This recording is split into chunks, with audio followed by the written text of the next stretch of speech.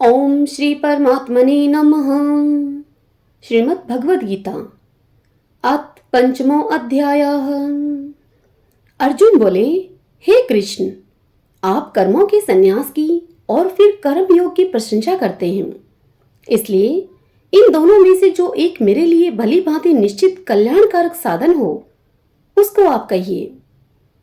तब श्री भगवान बोले, कर्म संन्यास और कर्म योग ये दोनों ही परम कल्याण के करने वाले हैं, परंतु उन दोनों में भी कर्म संन्यास से कर्म योग साधन में सुगम होने से श्रेष्ठ है।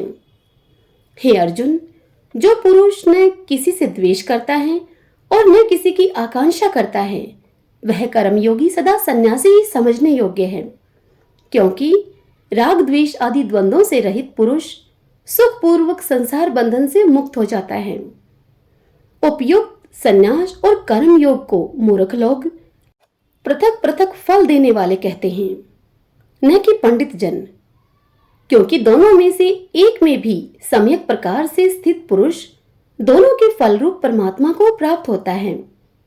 ज्ञान योगियों के द्वारा जो परम धाम प्राप्त किया जाता है, कर्म योगियों के द्वारा भी वही प्राप्त किया जाता है।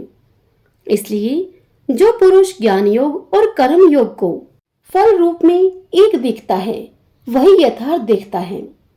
परंतु हे अर्जुन, कर्मयोग के बिना संन्यास अर्थात मन, इंद्रिय और शरीर के द्वारा होने वाले संपूर्ण कर्मों में कर्तापन का त्याग प्राप्त होना कठिन है, और भगवत स्वरूप को मनन करने वाला कर्मयोगी पर ब्रह्मा परमात्मा को शीघ्र ही प्राप्त हो जाता है। जिसका मन अपने वश में है, जो जितेंद्रिय एवं विशुद्ध अंतःकरण वाला है, और संपूर्ण प्राणियों का आत्म रूप परमात्मा ही जिसका आत्मा है, ऐसा कर्मयोगी कर्म करता हुआ भी लिप्त नहीं होता। तत्व को जानने वाला सांख्य योगी तो देखता हुआ, सुनता हुआ, स्पर्श करता हुआ, सूंघता हुआ, भोजन करता हुआ, गमन करता हुआ, सोता हुआ, श्वास लेता हुआ, बोलता हुआ, त्यागता हुआ, ग्रहण करता हुआ तथा आंखों को खोलता हुआ और मूंदता हुआ भी सब इंद्रियां अपने अपने अर्थों में बरत रही हैं। इस प्रकार समझकर निसंदेह ऐसा माने कि मैं कुछ भी नहीं करता हूं। जो पुरुष सब कर्मों को परमात्मा में अर्पण करके और आसक्ति को त्याग कर कर्म करता है, वह पुरुष जल से कमल के पत्ते की भांति पाप से लिप्त नहीं होता।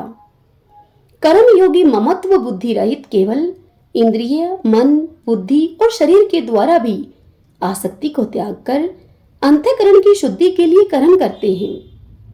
कर्मयोगी कर्मों के फल का त्याग करके भगवत प्राप्ति रूप शांति को प्राप्त होता है, और सकाम पुरुष कामना की प्रेरणा से फल में आसक्त होकर बंधता है। अंतःकरण जिसके वश में है, ऐसा सांख्य योग का आचरण करने वाला पुरुष न करता हुआ और न करवाता हुआ ही नव द्वारों वाले शरीर रूप घर में सब कर्मों को मन से त्याग कर आनंद पूर्वक सच्चिदानंद घन परमात्मा के स्वरूप में स्थित रहता है। परमेश्वर मनुष्यों के न तो कर्तापन की और न कर्मों की और न कर्म फल के संयोग की ही रचना करते हैं, किंतु स्वभाव ही बरत रहा है। सर्वव्यापी परमेश्वर भी न किसी के पाप कर्मों को और न किसी के शुभ कर्मों को ही ग्रहण करता है, किंतु अज्ञान के द्वारा ज्ञान ढका हुआ है, उसी से सब अज्ञानी मनुष्य मोहित हो रहे हैं। परंतु जिनका वह अज्ञान परमात्मा के तत्व ज्ञान के द्वारा नष्ट कर दिया गया है, उनका वह ज्ञान सूर्य के सदृश उस सच्चिदानंद घन परमात्मा को प्रकाशित कर देता है। जिनका मन तद्रूप हो रहा है, जिनकी बुद्धि तद्रूप हो रही है, और सच्चिदानंद घन परमात्मा में ही जिनकी निरंतर एक ही भाव से स्थिति है, ऐसे तत्वपरायण पुरुष ज्ञान के द्वारा पाप रहित होकर अपुनरावर्ती को अर्थात परम गति को प्राप्त होते हैं। वे ज्ञानी जन विद्या और विनय युक्त ब्राह्मण में तथा गौ, हाथी, कुत्ते और चांडाल में भी समदर्शी ही होते हैं। जिन मनुष्यों का मन संभाव में स्थित है, उनके द्वारा इस जीवित अवस्था में ही संपूर्ण संसार जीत लिया गया है, क्योंकि सच्चिदानंद घन परमात्मा निर्दोष और सम है। इससे वे सच्चिदानंद घन परमात्मा में ही स्थित हैं। जो पुरुष प्रिय को प्राप्त होकर हर्षित नहीं हो और अप्रिय को प्राप्त होकर उद्विग्न न हो, वह स्थिर बुद्धि संशय रहित ब्रह्मविता पुरुष सच्चिदानंद घन पर ब्रह्मा परमात्मा में एक ही भाव से नित्य स्थित है। बाहर के विषयों में आसक्ति रहित अंतःकरण वाला साधक आत्मा में स्थित जो ध्यान जनित सात्विक आनंद है उसको प्राप्त होता है। तदंतर वह सच्चिदानंद घन पर ब्रह्मा परमात्मा के ध्यान रूप योग में अभिन्न भाव से स्थित पुरुष आनंद का अनुभव करता है। जो ये इंद्रिय तथा विषयों के संयोग से उत्पन्न होने वाले सब भोग हैं, यद्यपि विषय पुरुषों को सुख पूर्वक भासते हैं तो भी दुख के ही हेतु हैं और आदि अंत वाले अर्थात अनित्य हैं। इसलिए हे अर्जुन, बुद्धिमान विवेकी पुरुष उनमें नहीं रमता है।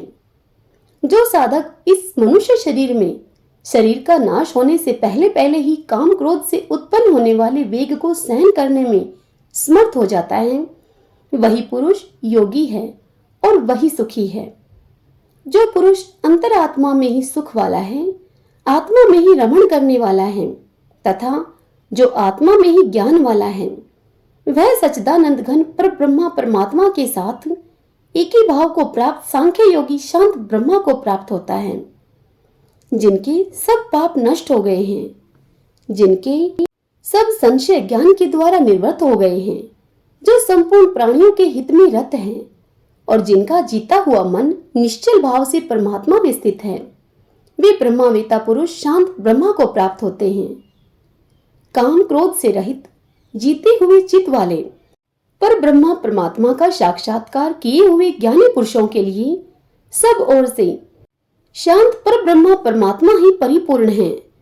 बाहर के विषय भोगों को न चिंतन करता हुआ बाहर ही निकालकर और नेत्रों की दृष्टि को भ्रकुटी के बीच में स्थित करके तथा नासिका में विचरने वाले प्राण और अपान वायु को सम करके जिसकी इंद्रियां, मन और बुद्धि जीती हुई हैं, ऐसा जो मोक्ष प्रायण मुनि इच्छा, भय और क्रोध से रहित हो गया है, वह सदा मुक्त ही है।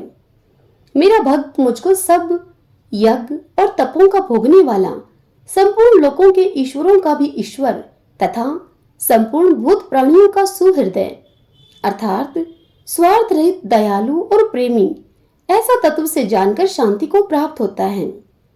हरि ओम तत्सत। ओम श्री परमात्मने नमः।